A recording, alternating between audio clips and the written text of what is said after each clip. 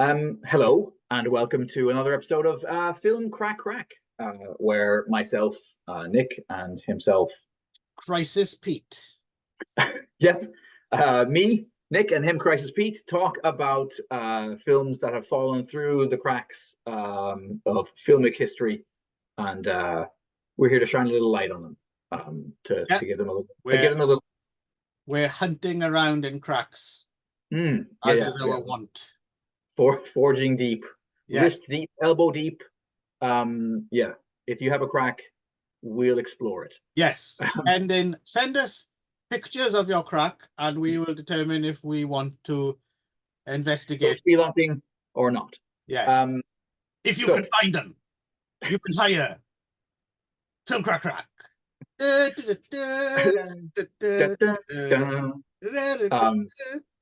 But you do have to drug my hamburgers to get me on. I ain't getting no goddamn plane.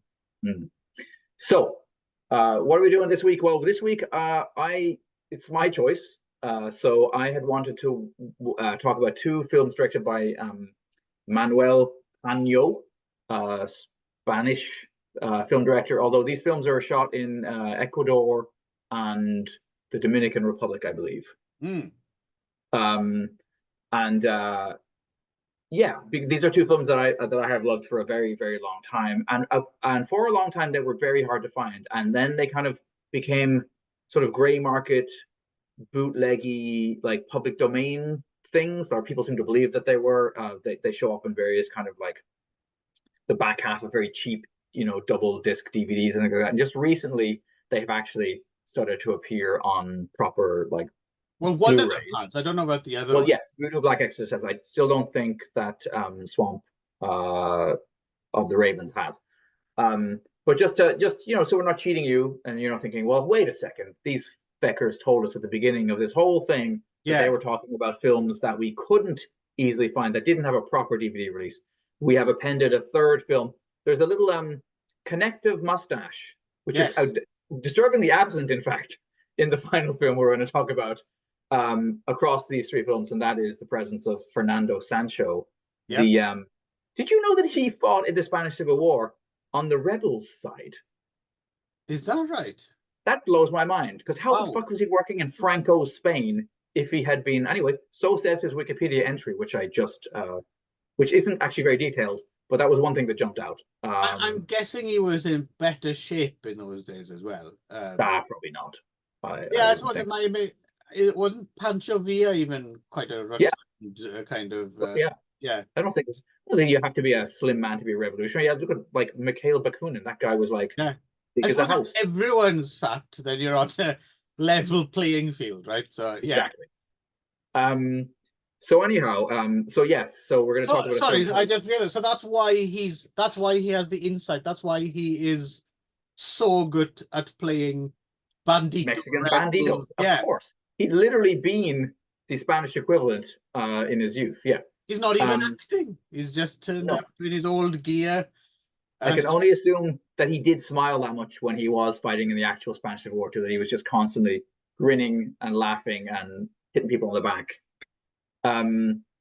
But anyway, yeah. So the last film was called Memoria, 1974. But did you read anything about this? Some people are saying it probably was made in the late 60s and then didn't get released. I didn't hear that. I heard, because it was kind of released in 76, and I heard it might be as early as 74. I don't think it's late 60s. Okay, so this is something. I don't think Furniture was quite that groovy yet. I think you might get into the decaying 70s for just that sweet spot of small coffee tables with built-in lava lamps and things like that. Yeah, I do agree. It definitely has that early 70s kind of vibe. It reminded me a little bit of like it's that Franco film, Blue Rita, has got a lot of that sort of decor, right? I don't think you were getting it in the late 60s quite yet. It is very well appointed, that film. It's there's some beautiful. Actually, no, we should hold off on that, because that is probably the last thing we'll talk about. Yes. But anyway, so yeah, this was a first-time viewing for you, so I'm going to be interested to see what you have to say about Swamp of the Ravens, right? You'd seen Voodoo Black Exorcist before. Voodoo Black Exorcist I'd seen before. Swamp of the Ravens had been on my radar for, in fact, you've recommended it countless times. Over the last 2 decades, yeah. But I don't play that game.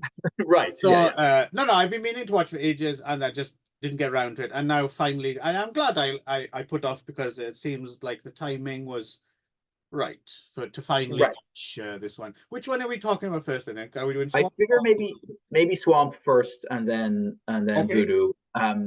They're both written by the same guy, Santiago Moncada. Yeah. So I just mentioned Franco.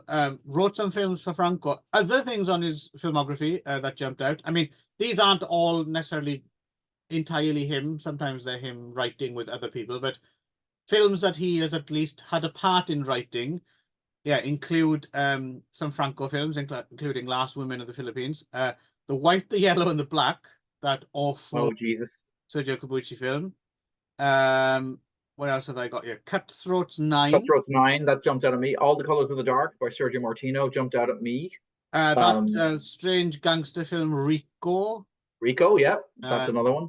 We're about to get kicked off, Clive, just so you know. 3 Supermen in the Jungle. Hatchet for a Honeymoon. And Battle of Hell. Okay.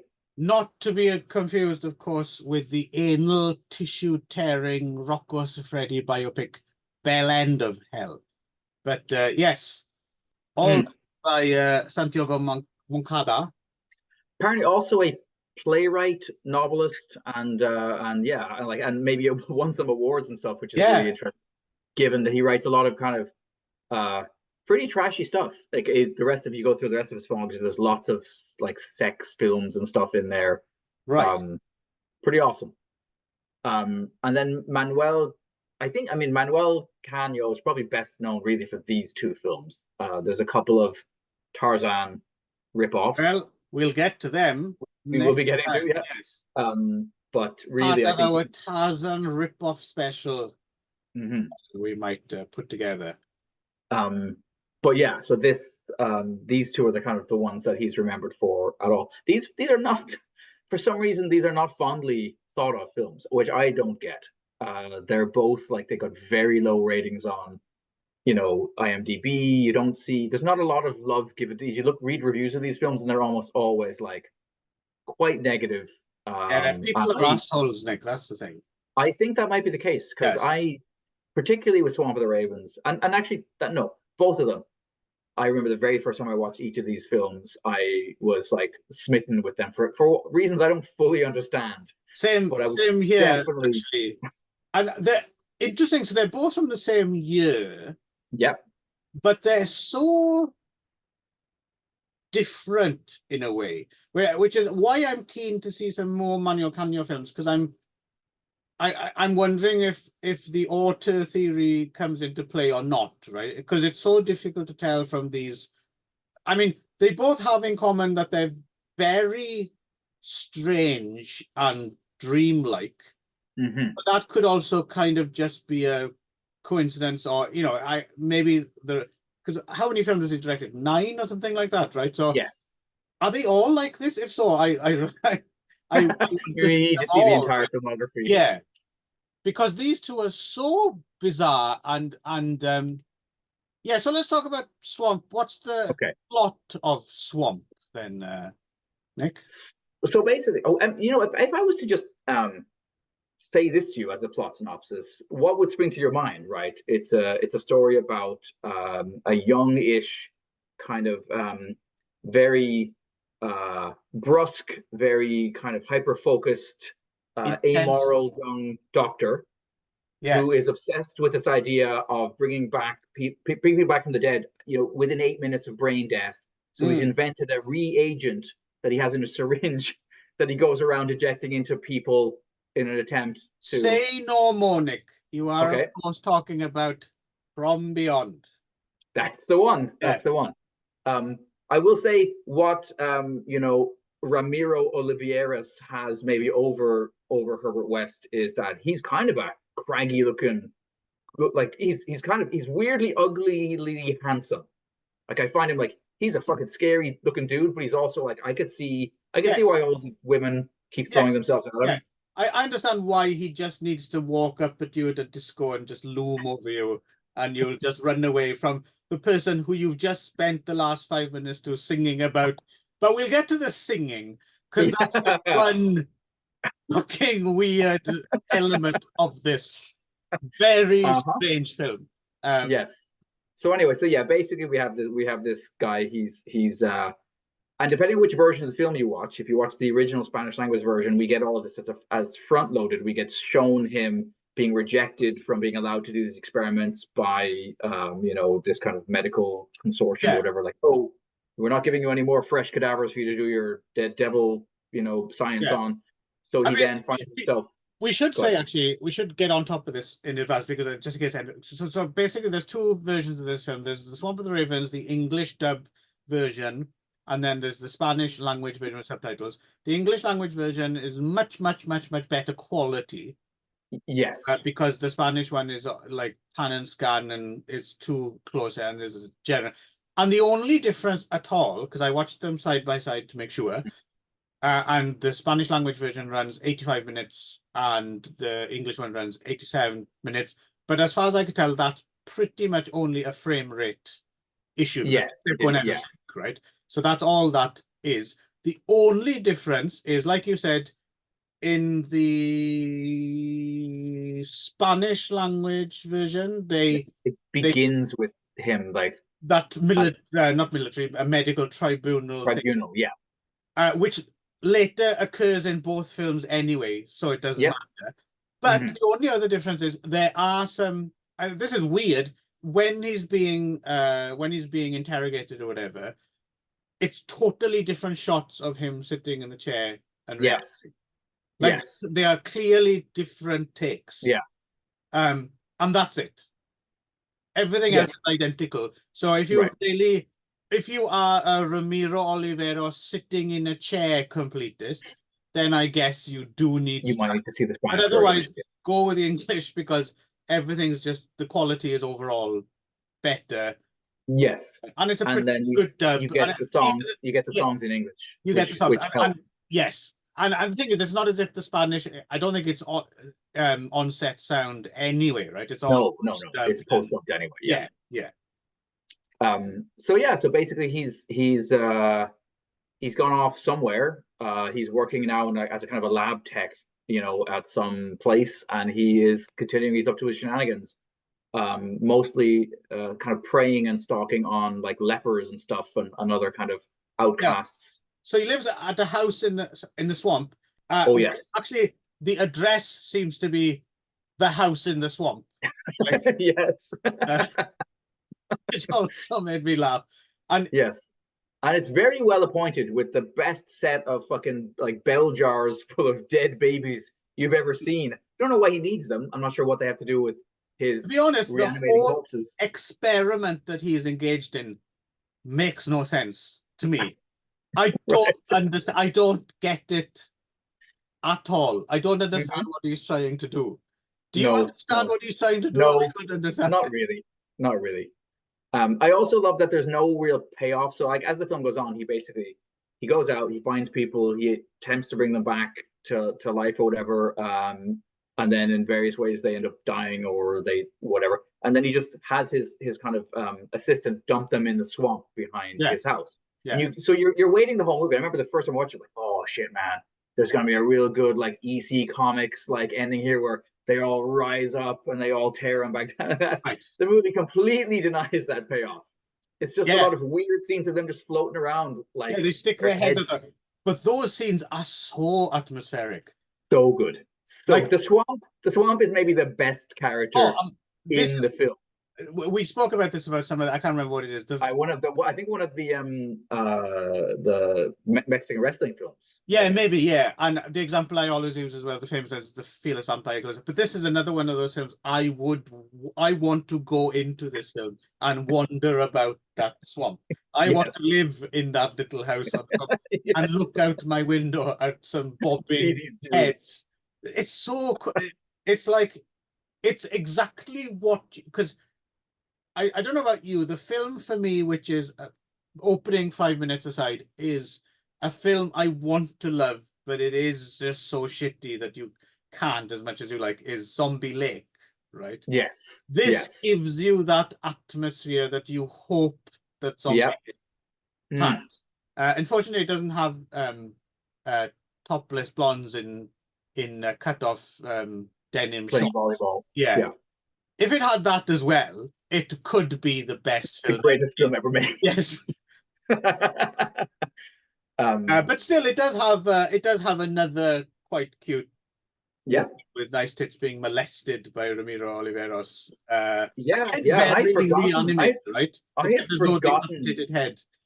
Yeah. I had forgotten that whole end part, actually, weirdly enough. So this also blew my little mind, is how easy it is to blow my little mind. Is this actress, Marcel Bichette, who I never heard of before, from Florida, apparently, which means that she's also in the Gruesome Twosome, the Herschel Gordon Lewis film. Wow. Yeah. Okay, that's a hell of a resume right there. Yeah.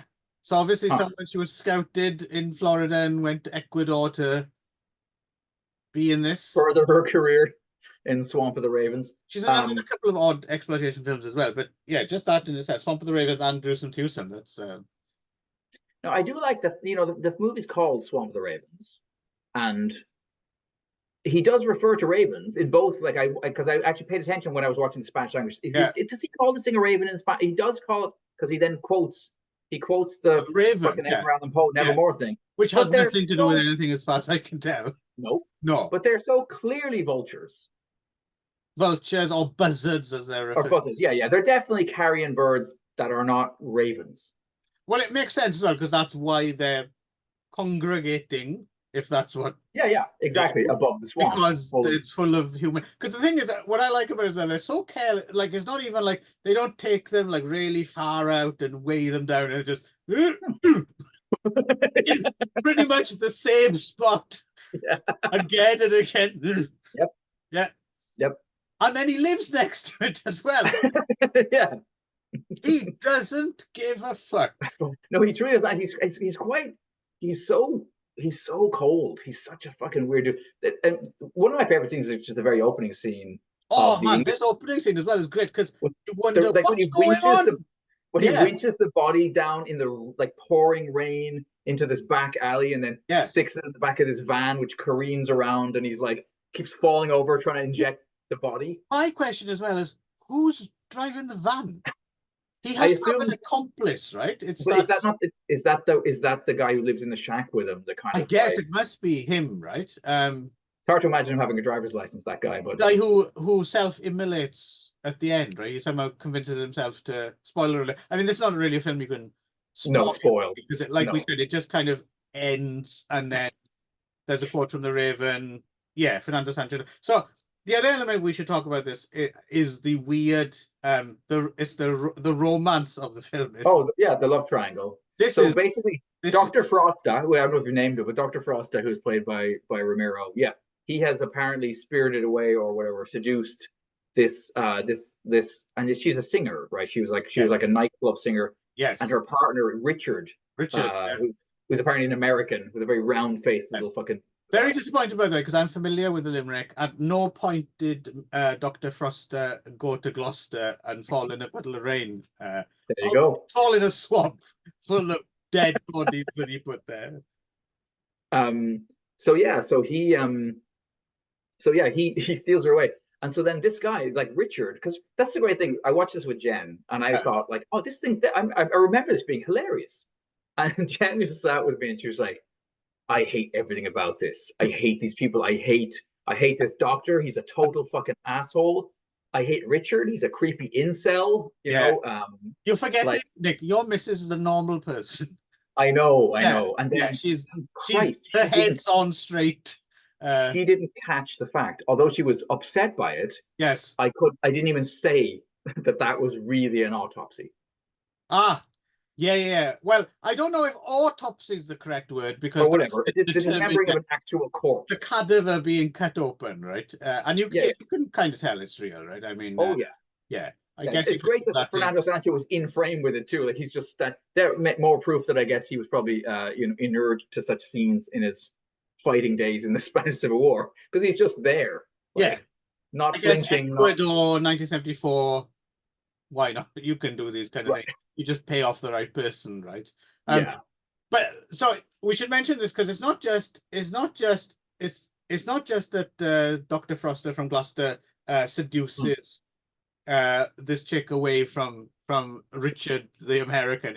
It's prior to that. There's a long scene of Richard and Michelle Bichette kind of slow dancing, and there's music playing, but that bleeds into them also singing to each other. Well, he keeps just repeating. He's whispering loudly the lyrics that he just heard into her ear as he's hearing them. Yes, and she's like, "Oh my God, oh, this is so awesome!" Like they're clearly besotted with each other, which only lasts about a minute until Dr. Froster turns up and just glares at her, and she immediately has forgotten this other dude, Richard. Yeah, he's kind of Christopher Lee, like Dracula-like in that way. He just. Well, I was wondering if he did have that power of mesmerism or something, because he does convince that guy to burn himself as well at the end. Yeah, and then he also seems to seduce the woman who he works for. By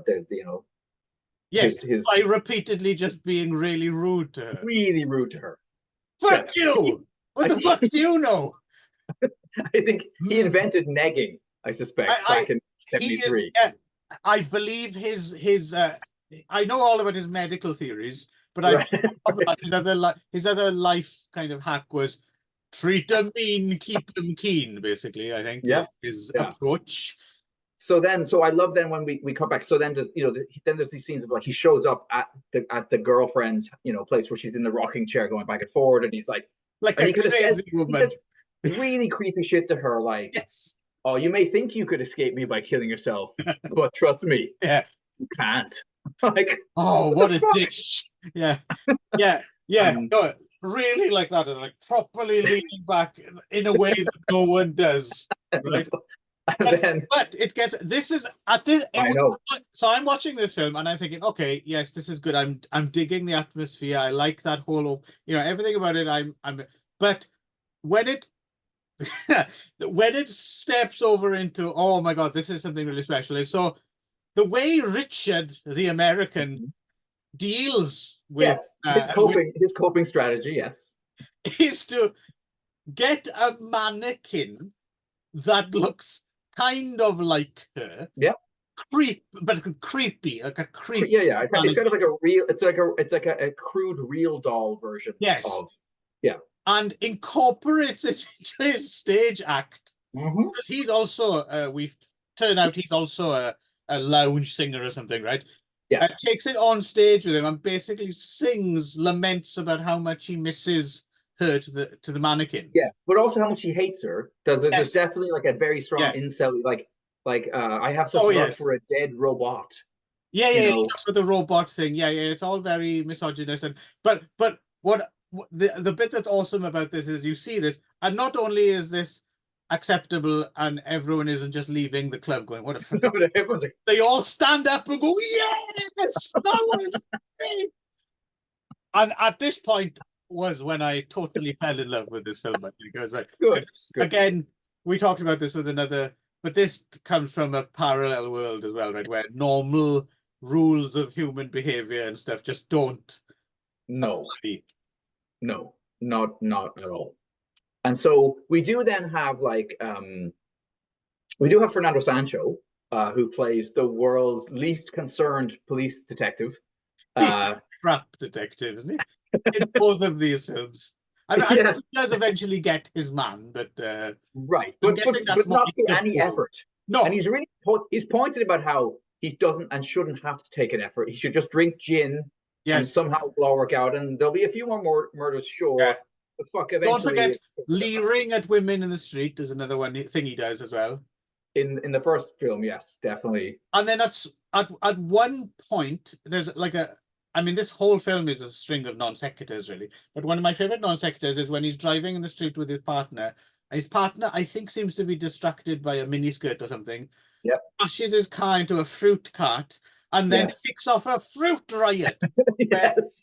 When the great melon like grabbing melons, scramble. and Fernando Sancho gets out of his car. This is the outrage rather than the murder. He's like, "Stop! What are you doing? Stealing these melons!" Brilliant. It's a genius. It's out of nowhere. What the fuck? Why does this need to be in the film? It really doesn't at all. No, but it is awesome. Oh, yeah. So you mentioned that. Yeah. So also, for some strange reason, our main doctor is kind of shadowed. I guess because he keeps giving him money, is shadowed by a panpipe playing leper. Yeah. Well, there's two of them. Right? There's the first one that he sees playing the panpipes, and he goes, "Oh, come back to my shack. I can maybe help with your issue." You know, he calls it a biblical disease. Biblical disease, yes. You have a biblical disease. And then he brings them back to the shack, and at this point, when the guy hears the actually, there's a great moment where like he opens the door. Yes. And then just speaks to somebody off, and he goes, and then the guy's just gone. Yeah, it's really well done, isn't it? At first, I was like, "Oh, hang on, was I not paying attention? Was it him who was leaving or something?" Because I thought someone else was coming. No, there is someone else coming in, and then but it's done really well because you can't see where he could have escaped to. There must be a door in the far right corner, I'm guessing.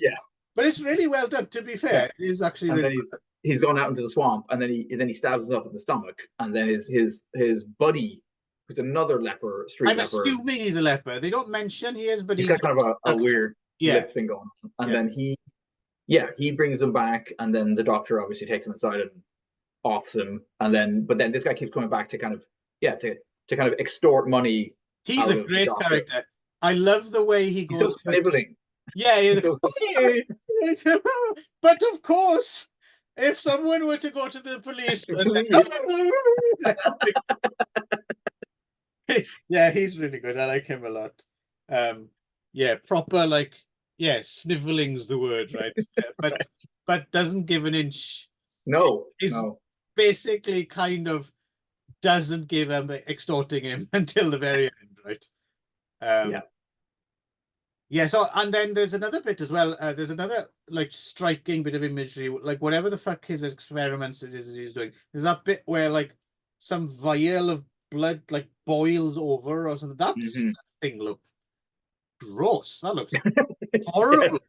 And you never see it again, you know. And it's so the other thing as well, for these experiments that we don't quite understand what they are really, he requires a lot of blood.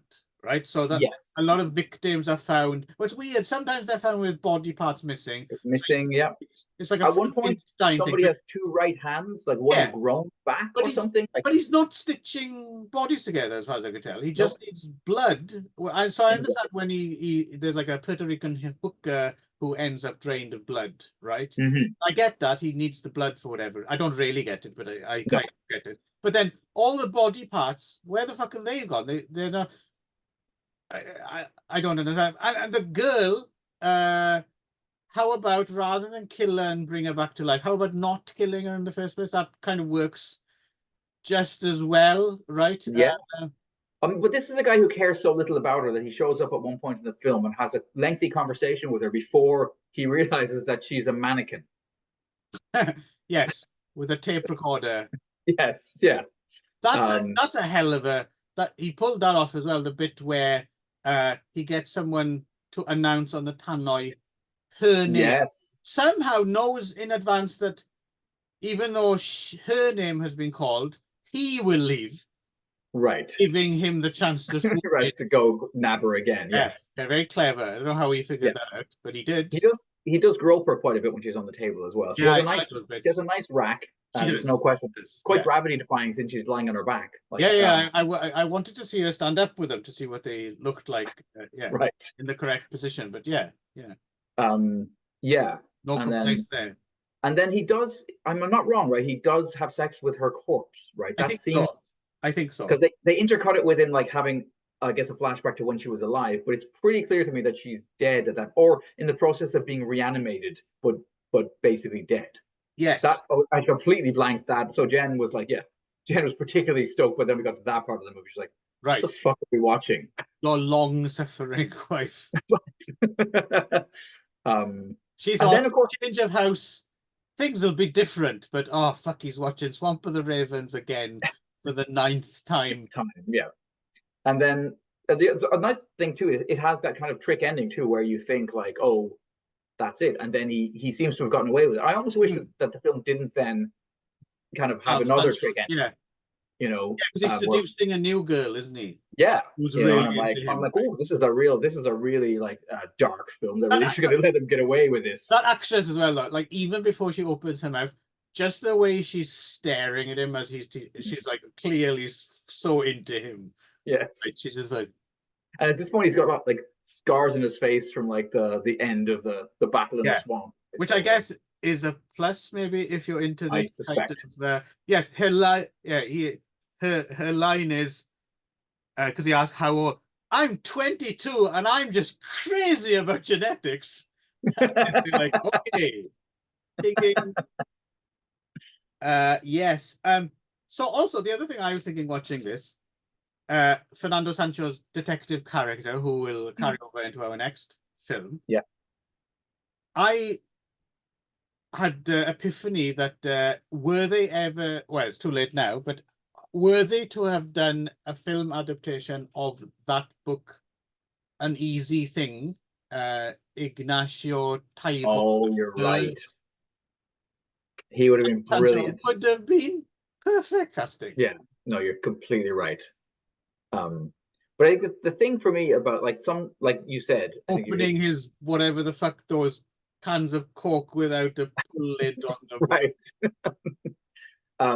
But I do feel like there are films that stand almost completely on atmosphere, like that. Like this film just oozes swamp gas, and it's just such a pleasure to be in this place where, and it has this dream logic that's really satisfying to me.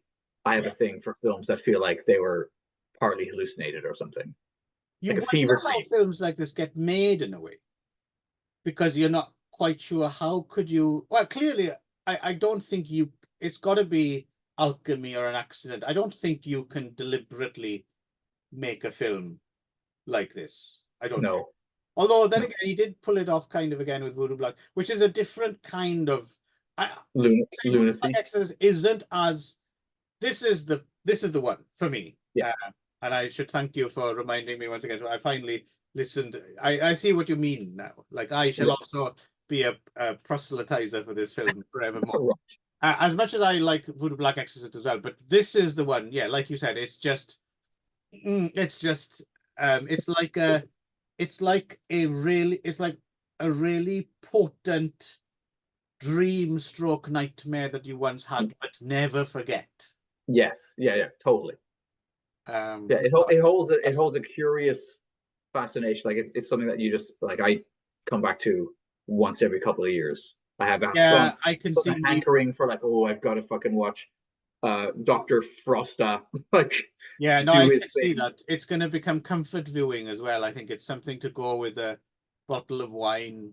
And late at night is particularly good because it's just you could really just in your sink into that swamp. I'd like to watch it while stoned actually one day. That would be.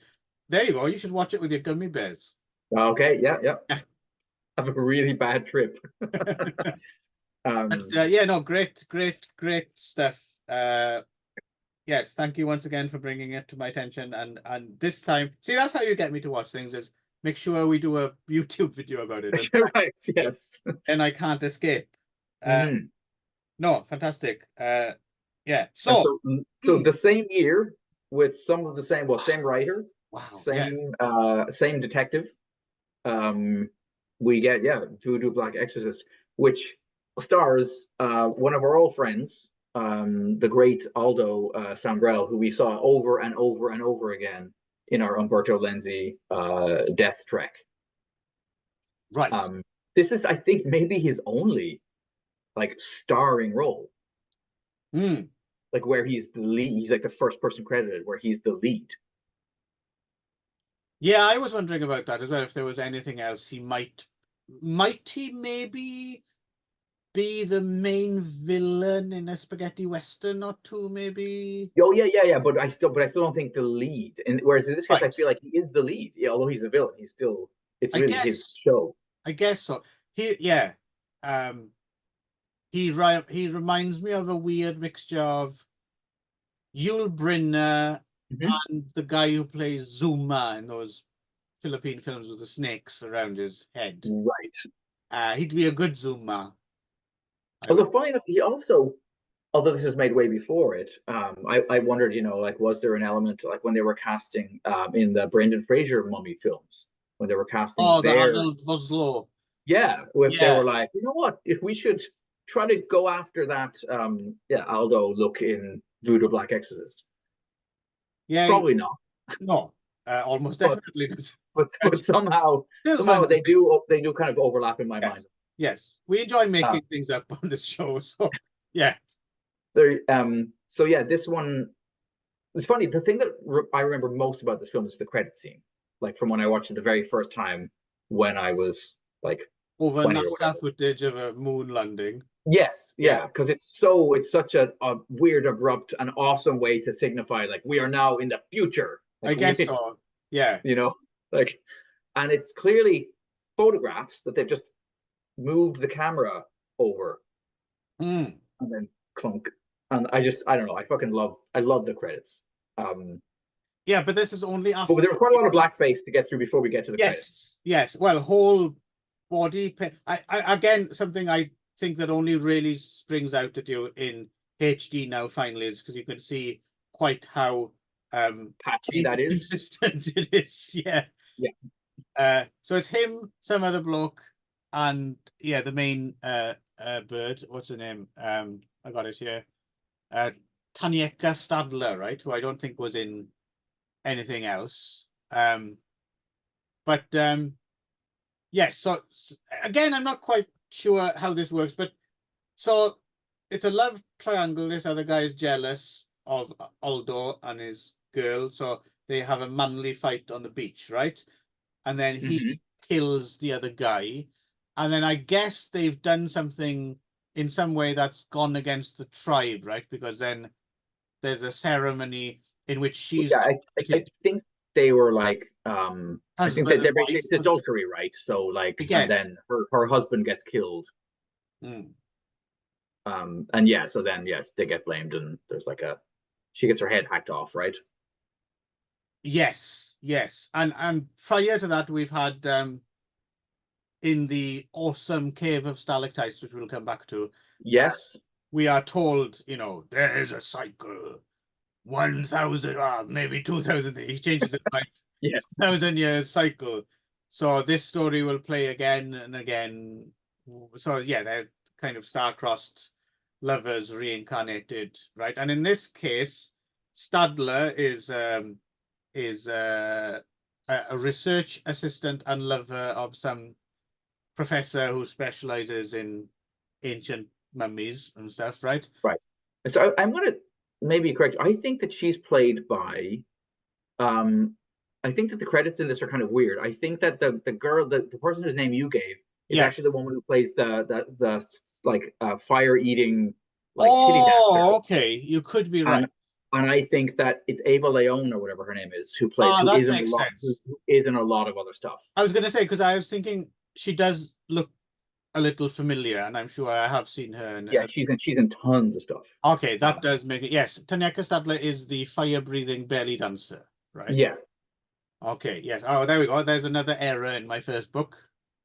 Oh, okay. But apparently that's a very common. I think that's a very, very common. Yeah, it's something to do with credit order. Yes. I'm wondering, did she put money into this or something? The fire. Maybe, yeah. But for some reason, she's credited way above the. Put some of that big fire-breathing belly dancing money into fire. Right. This film. Also worth noting, during that credit sequence as well, you get a little bit of a you get a kind of sample of all the different kinds of music in this film as well. You got like some garage instrumental fuzz guitar rock stuff, bongo stuff, synth stuff. It's like we didn't mention that, but both of these films actually have great soundtracks. Swamp has a great visual, great audio, oral feast. Yeah, agreed. Yeah. But yeah, both of them do. I'm wondering if the same person was responsible for the music for both. I would likely, given they're made back to back by the same director writer. Yeah, although Swamp of the Ravens is slightly more consistent. This is a bit more of a mixtape, a grab bag, but it's all good. And potentially composer in the Hong Kong or Turkish, meaning just someone with a big record collection. Yeah. So there's this mummy is being transported on a cruise ship. Nice to see another winch. I guess that's a piece of the same winch. They think connected carried it from Port-au-Prince to Ecuador. It's not I think you can buy winches in different parts. Okay. Yeah. Or could be. You never know. They were taking the Roger Corman approach. Like, how can we reuse the winch? Because Swamp of the Rivers does seem like a film that might have had a germ in like one image. Do you know what I mean? And then it just dreamed out around it. So yeah. I wonder which one they shot first, actually. I don't know. Because there's a hell of a year, isn't it? 1974 for... I'd like... Oh, if only Fernando Sancho or Canio or someone had kept like a diary of 1974 and we had a memoir, you know, that would be awesome. Filmed a fruit riot scene today. Went well. Don't know what it's going to do with the rest. But I would like to know. I'd love to read a day-to-day diary. Oh, yes. Yeah. Anyway, so they're transporting this mummy, and so it turns out, so the assistant is the new reincarnation of this mummy, and the mummy. So also the other thing as well is head cut off, and then there's like a weird roach thing with a needle that was stuck in the back of his head. I'm guessing that's part of this voodoo. I keep forgetting it is voodoo black exorcist, right? That's not just three random words put together. Of course not. It has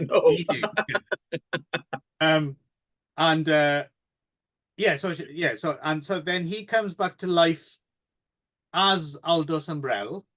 Yes, who's being depigmented quite considerably from earlier in the film. Yes, and her as well, right? She's no longer black either. Yeah, she's a white woman now, and he's kind of vaguely Egyptian looking now. I'm surprised he recognized it, to be honest. Yeah. He's on the lookout for a black woman. But, it's a bit strange. Yeah.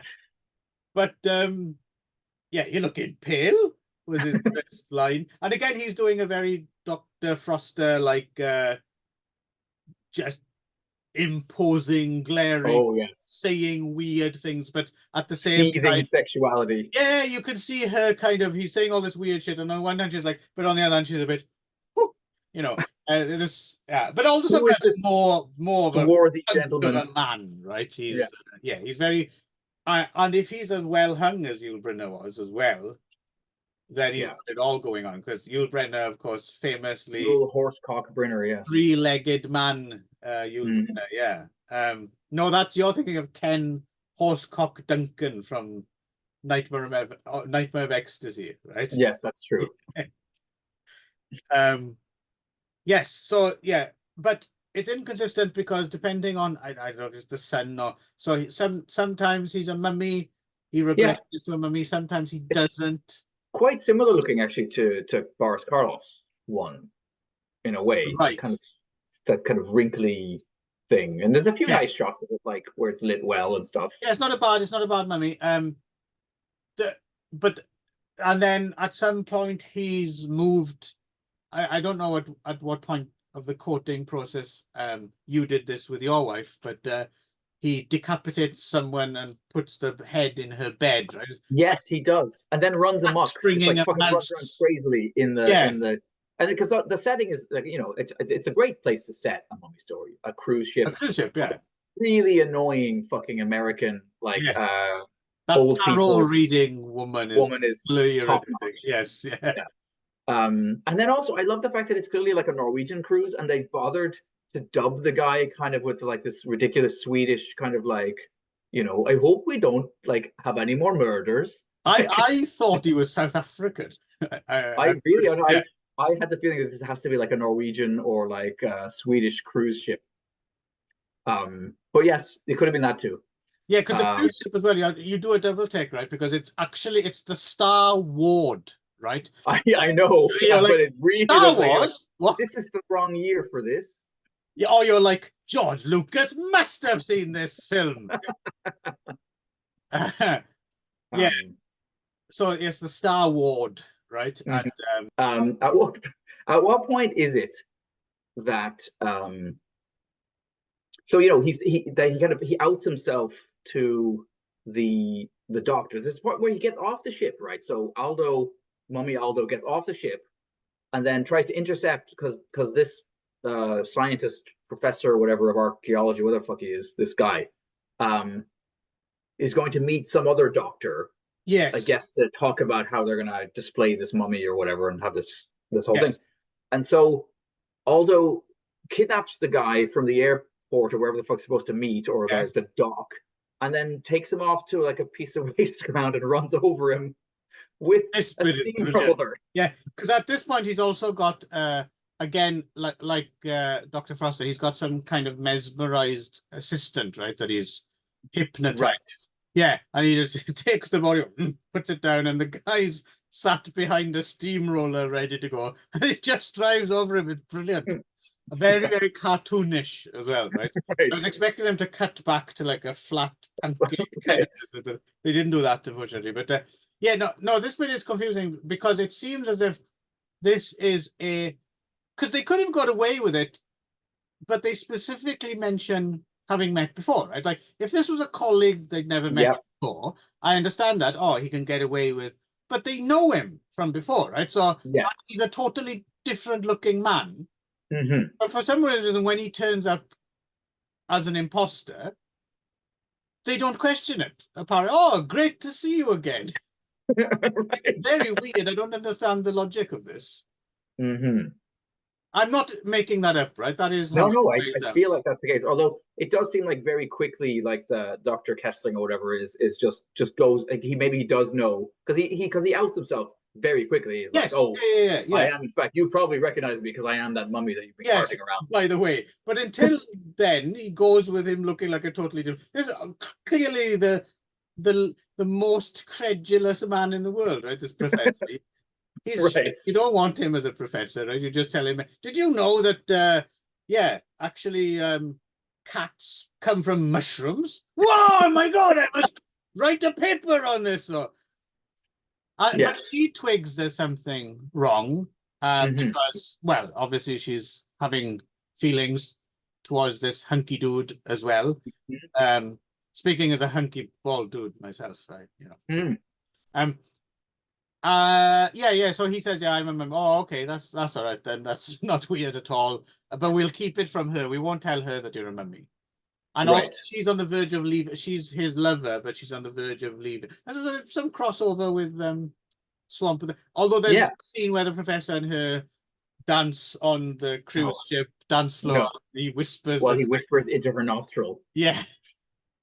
Shame they missed a trick there. Yes. There's also an amazing point at which somebody holds Aldo Sombrell's mummy at bay with a fucking fire hose. Fire hose. I love that bit. Except, well, no, he's not the mummy then, though, is he? Isn't he Aldo Sombrell at that point? I think it was just as Aldo. Yeah, maybe he just. It would have been better because the thing is, as soon as you hear someone attacking a mummy with a water hose, your images of bandages unraveling, like a soggy pile of bandages, of toilet paper. Like, I'm guessing that's what they must have thought when they came up with the concept. And then forgot that he was supposed to be in the mummy form at that point. On the other hand, though, it might just have been, oh, there's a water hose there. Let's write that into a scene.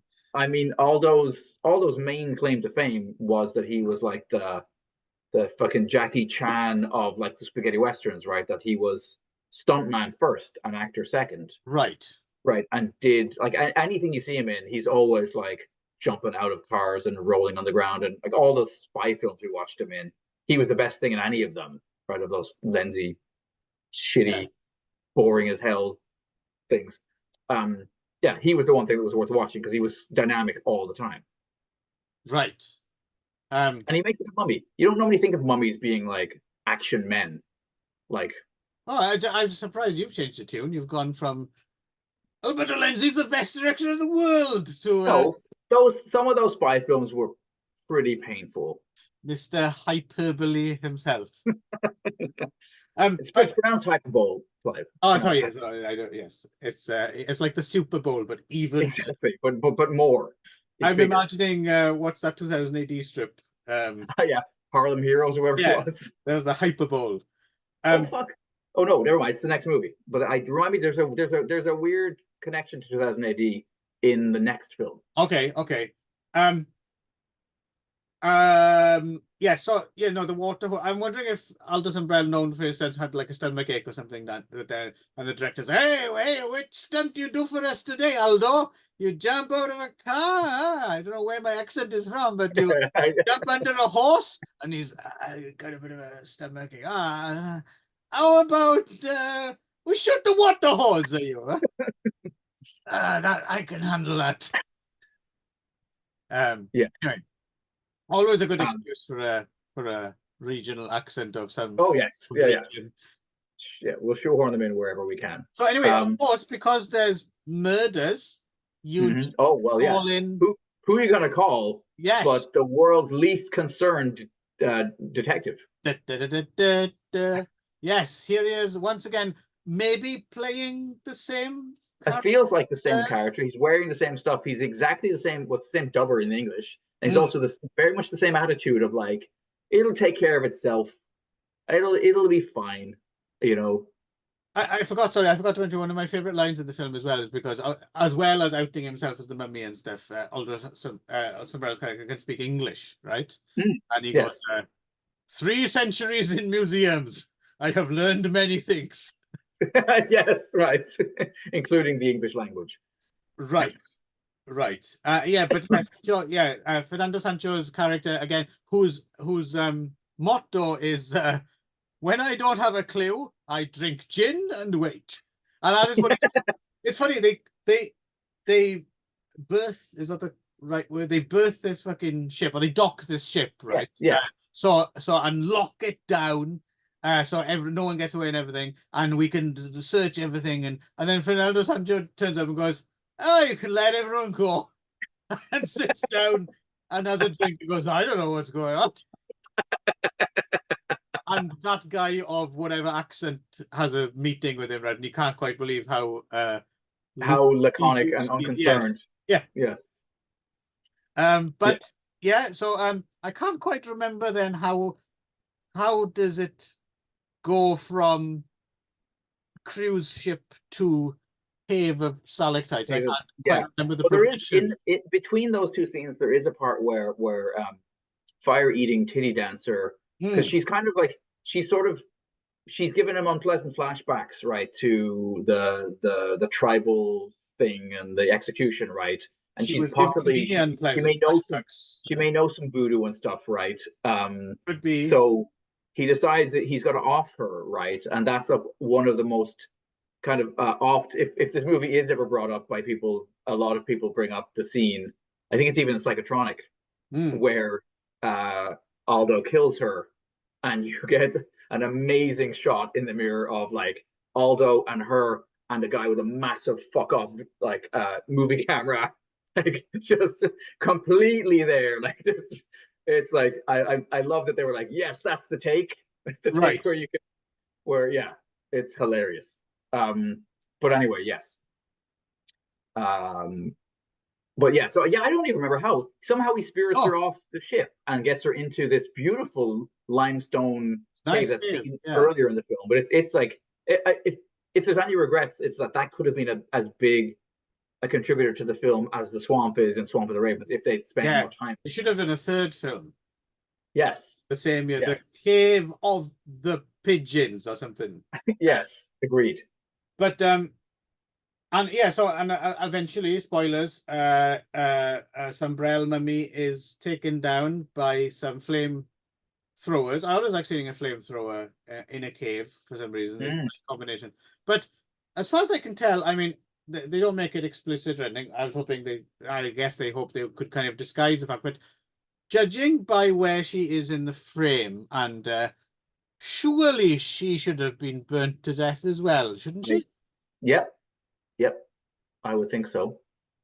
Yeah, and then of course our narrator returns to 2,000 years again, and yeah, but no, this is an odd one. It's not quite as satisfyingly potent, right? A drug as Swamp of the Ravens, but it is. Well, I wrote in my original review, I wrote slow moving but engrossingly peculiar, which I think is kind of about right. Yeah, I agreed. Yeah, and somehow Swamp is the same, but more so. Yeah, Swamp is just almost perfect, right, in every way. But VODOO Black X is a bit, but it's such a strange film, and like I can't think of any other film quite. Although it reminded me of other. There's like that film Mummy and the Curse of the Jackal, which I think also has a belly dancer as a plot point. Oh, yeah. I've seen that. And yeah, just lots of other things that kind of vaguely remind. But I think that's more about just that's the way my brain works more than it is, you know. But yeah, no, it's again, it's. I mean, I would recommend prime optimum viewing, half asleep, middle. Yes, late at night for sure. Alcohol should be involved. Snacks. Yeah, you'll have it. There's a. Have you read that Al Adams, the book on Al Adamson, Shokorama or something? It's called. I might even have lent it to you back in the day. Have you read an entire book about Al Adamson? Then no, I know. I've only ever read like chunks of books. Okay, well, there's a bit. The writer of that book conjures up quite a nice image at the beginning where he talks about like late at night in bed, and the sheets are kind of soaked with your sweat and maybe some beer and some like crumbs from snacks, and you can't get off to sleep, and you turn on the television, and yeah, like an Al Adamson film comes on like 5 seconds, and he says, "This is it. This is living," and I kind of agree. Yeah. Some people might want to swim with dolphins or climb mountains and stuff, but no, kind of half in the bag with beer under a sweaty strewn sheet around and bits of Doritos or something, kind of scratching you while you're trying to get out, and then watching a dodgy old 70s drive-in film. Yeah, that's Nevada. That's living. Yeah. So yeah, shall we move on then to our last? As I said, maybe connected by the fact that it stars, and it is a starring role again. So the last two we've seen, you know, Fernando was very much a special guest star. And he's barely in the second one. He's barely in VODOO Black Exorcist at all. Although he casts a large shadow. Well, he does. I think he always did. Yeah. I guess this is, as you were saying, as VODOO Black Exorcist was to Aldous Umbrell, Memoria is to Fernando Sancho. Fernando Sancho, yeah. Often a supporter, a supporting or a bit part actor getting a lead, and sans his mustache, which is a little disconcerting, and maybe his eyebrows. It felt to me like I'm going to try and incorporate Fernando Sancho into this very stupid private joke game thing that me and my wife has, in which we incorporate real people's names into. So this all started by 1 year, many years ago, when it was Cold, which is of course Samui in Japanese, which over the years has morphed into, now that it's Cold, we go, oh, Samuel L. Jackson. Okay, yes. And other classics, my wife's come over. I quite like this one. I thought she was genius. Tony Blair. Nice. And I'm thinking now, when we go to the supermarket and we buy those leaves for putting yakiniku in. Yes. Fernando Sancho. Yeah, perfect. Sorry. You are probably the only audience for that. For that joke, yes. Yeah. Not even a joke. Really. No, but but yeah, I get a nice picture Worth in my head. Bringing up Tony Blair, I think. That's a good one. I agree. So yeah, so this is so you told me about this because this has been put up on YouTube at some point in the last year or two.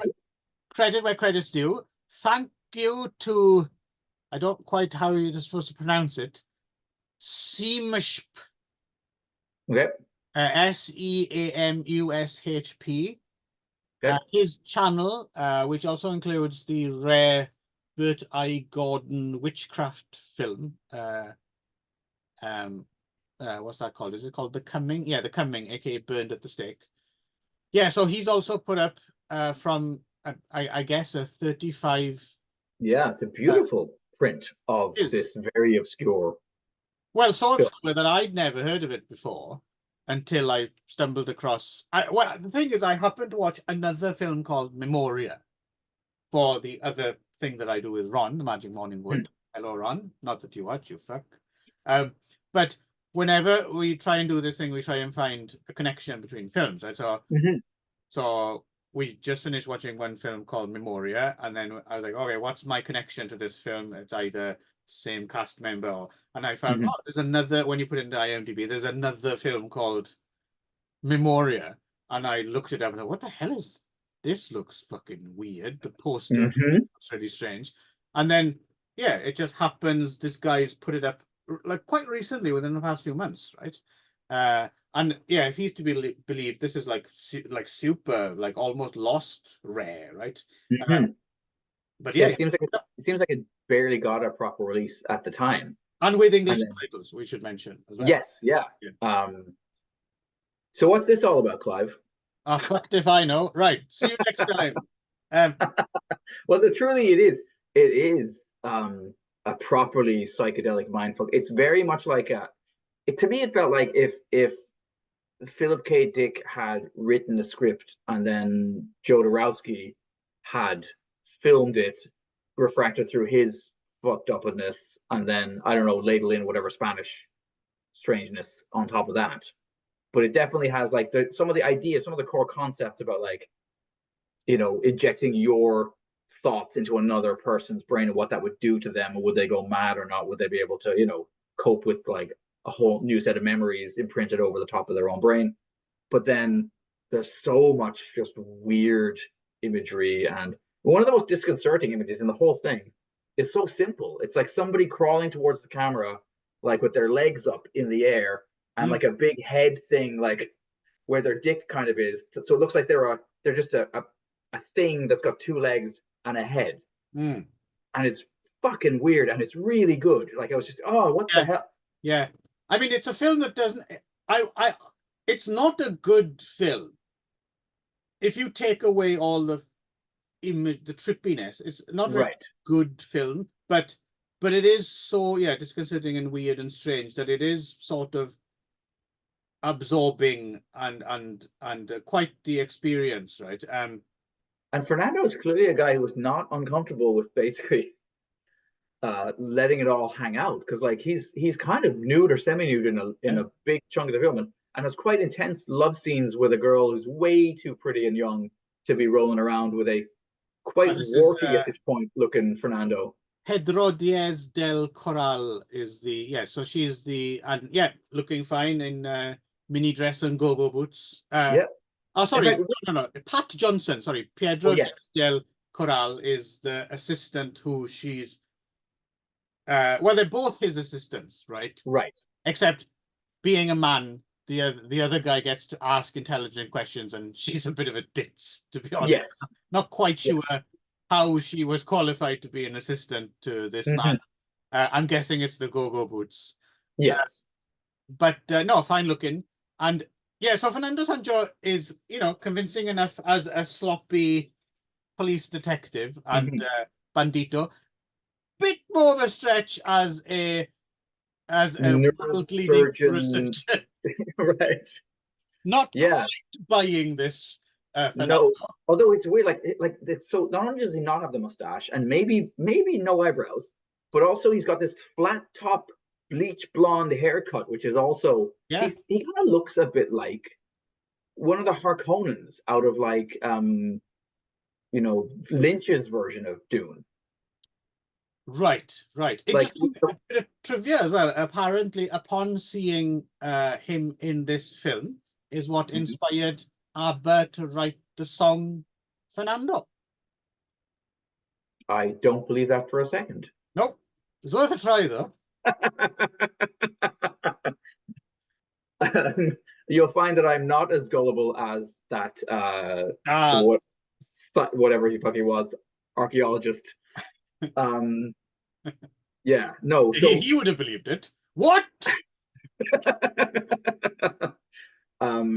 No shit. There was some, oh yeah, so this is the thing. So I was watching the end credits earlier today, and that sounds like a really strange. Like, I didn't watch the film. I was just wanted to catch up with those awesome end credits. End credits, yeah. Oh fuck yeah, that's another very weird thing that I'm thinking, like, this is interesting in this day and age, and this is on YouTube. That final image of the film of the little girl walking on the beach, who picks up the eye. Like, I was like, oh, this seems like, wow. I'm surprised nobody's flagged this and reported this to the authorities. But no, at the end of the credits come up, and they're like, there's a credit for like basically like artistic, like designer or whatever, and it's Jesus Blasco. Oh, that name may mean nothing to you, but it might mean something to you. Jesus Blasco was a Spanish comic artist who did a bit like we just recently talked on another show about cowboy comics and stuff, did cowboy comics, but went to work for IPC and Fleetway in the later 60s and 70s and did like Steel Claw and a bunch of other quite well-known and even into early 2008 he did Invasion, like with Bill Savage, and some of those early filthy Volgons. Yeah, exactly. So yeah, anyway, so I was it was like, oh fuck, like Jesus Blasco, that's a blast from the past for me. I didn't catch that, I have to admit, but yes, you're quite right. It's got to be him, right? Yeah, because he's clearly credited for doing the art or the design or whatever. Yeah. There's some quite nice, like you were mentioning before, like there's some quite nice props. There's some quite nice, just like it's got that look. That's got that look of that's like early 70s science fiction that you kind of get from like Stanley Kubrick and stuff. Well, funny you should mention that the film that I think this would make an awesome pairing with is I think it's from the year, well, if it was made in 74, it's from the year before. It's Murder in a Blue World. Do you remember that? Oh yes, yeah.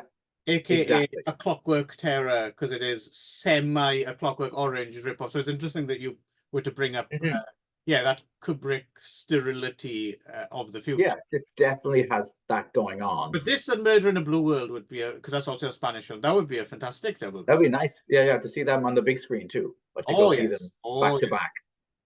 So we didn't actually mention the plot. I think it's because it's a bit difficult. So basically, they're working in this sort of thought transfer experiment, and at some point, I can't quite remember now because it's been a couple of weeks. But I think something escapes, right? With Fernando brain, maybe. I don't know. I think the whole thing is so that Fernando Sancho's neurosurgeon has been working on this thing for a while and has realized the only way to do this without driving a person mad is to basically dope them with, because what he says is like, if you imprint another set of memories over somebody's brain, even if it's a damaged brain, it'll drive them mad because they'll see themselves in the mirror and they'll kind of see themselves as two people at once, and then they'll have a breakdown. So if you can dope them with some sort of like psychotropic LSD type of compound, but then the medical tribunal, we're back to medical tribunals again. It does make a nice connection. Actually. It does. Says no, under no circumstances, like drugs are bad. Drugs are illegal. We can't do this. So he basically decides to steal a body of a guy who's brain damaged and go ahead and do the experiment anyway. And he's going to give the drug. And his younger guy who's like, so then basically he has a moral breakdown over it. At the last minute, he's like, I can't do it. I can't do this to this guy. This is not right. What am I doing? And then Peter, his like assistant guy's like, fuck you, old man. Like, this is the future of science. Like, I'm not going to let my career be stymied by your cowardice and fear. So Fernando goes off and sets his hair on fire and commits suicide.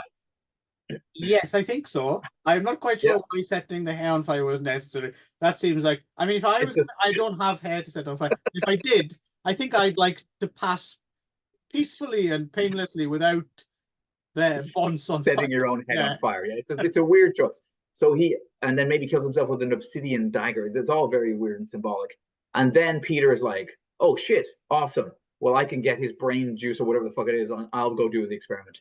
So he jacks into this dude's Johnny Mnemonic style, you know, back of his head, imprints Fernando Sancho's fucked up, very erotic feelings for this like go-go boot wearing girl into a dude who's clearly mental. Okay. And then he has a psychotic break and spends the rest of the movie very creepily running around and kind of you are forgetting the bizarre part which takes place on a yacht for a while. Oh, with all the gay dudes or whatever they are. There's one scene where there's that very prominent, the bald guy, psychopath. He looks exactly like Ray Dennis Steckler in The Incredibly Strange Creatures. Doesn't he look exactly like alarmingly so? But so we should also mention on top of this as well. So the guy who directed this, Francisco Macian, was known as an animator, right? He made the kids feature called The Wizard of Dreams. And he did, I was looking this up, he also provided some animated sequences for like these musicals starring, there were some rockers called Los Bravos, and they were a few like Hard Day's Night help style films around. And he did animated sequences for them, and he directed this kids film, The Wizard of Dreams. And so he's the inventor of the techno fantasy process. Right. Which is clearly used quite a bit in this. Like kind of a CSO type thing, although it's quite effective. It looks less chintzy and... Well, imagine, if you will, 70s Bond movie credits or Tales of the Unexpected or that kind of vintage. But it works. It's a bit Ralph Bakshi. It's a bit like Terry Gilliam all mashed up, you know, like it's that kind of like that animators who go into sort of semi-live action stuff. Yes. And of course we have a score by Stelvio Cipriani. I know that really jumped out of me right away. I started like, I think I probably saw in the credits, but then as soon as the music started, I was like, oh yeah, shit, this is primo Stelvio. So yeah, no, but it is weird. Like there's big long chunks of the film where you're just like it's just pure imagery. That's all it is. It's just like enjoy these weird images. And I actually turned on. I have a lava lamp beside the TV that's got like glitter in it. You own a lava lamp? I do. Yes, we bought it instead of a Christmas tree a few years ago. Jen and I were like, "Well, do you want to just buy this fucking lava lamp full of glitter?" It's not built into a small coffee table, is it? It's not, sadly, no. But no, it's quite nice. It's very glammy. That's hilarious to me that at some point the lava lamp was so ubiquitous that a furniture designer was making things with lava lamps built in. Because everyone's going to need this. Yeah, it's an essential item for the modern household. But I've always liked them. Even as a kid, I always had a soft spot for the lava lamp. Well, it's funny, I remember as well, we were talking drugs. I remember that period as when everyone around you was experimenting with drugs. It seemed to be like you know, students or whatever only have a limited amount of cash, right? But fuck, everyone ended up buying a lava lamp. Yeah. I think it itself is cheap, right? It's a gateway drug. I think it's a gateway drug to drugs. If first you buy the lava lamp, and then you're like, oh, I've got to take the next step now. It's funny to me in retrospect that everyone's we gotta have a lava. I mean, a home is not a home without a lava lamp. Yeah, there's no curtains. There's like a fucking blanket like taped up over the window or whatever. But but there's a lava lamp. Yes, priorities and all that. So anyway, I don't know if there's much else to say about Memoria. It's very weird, and we should thank very weird, however the fuck you pronounce that guy. Yeah, thanks for sharing it with the world. Yeah, and it's proper film crack material, maybe slightly more so than the other two, but I have no regrets about finally making you watch Swamp of the Ravens. Yeah, oh no, and a fine bit of shoehorning getting this in as well, right? So yeah, you could think of it as a Canyo double bill plus, or a Sancho triple bill, yeah, or a mad scientist lusting after young girls double bill. Yeah, it works. Plus for me, I mean, there's all kinds of math you can do. Yeah, there's a solid Venn diagram to be made of these 3 films. So there we go. That's your film crack. Again, don't forget to send in pictures of your cracks so we can have a look around and tootle around and see if there's any future fodder lying therein. If you think you have a promising crack, let us know. If it looks like a limestone cave, you know, well, we might want to take a look. Actually. No, we don't discriminate. Limestone shame on this show. Show us, get your stalactites out, lads. Yes. So anyway, all right. Until next time. Bye.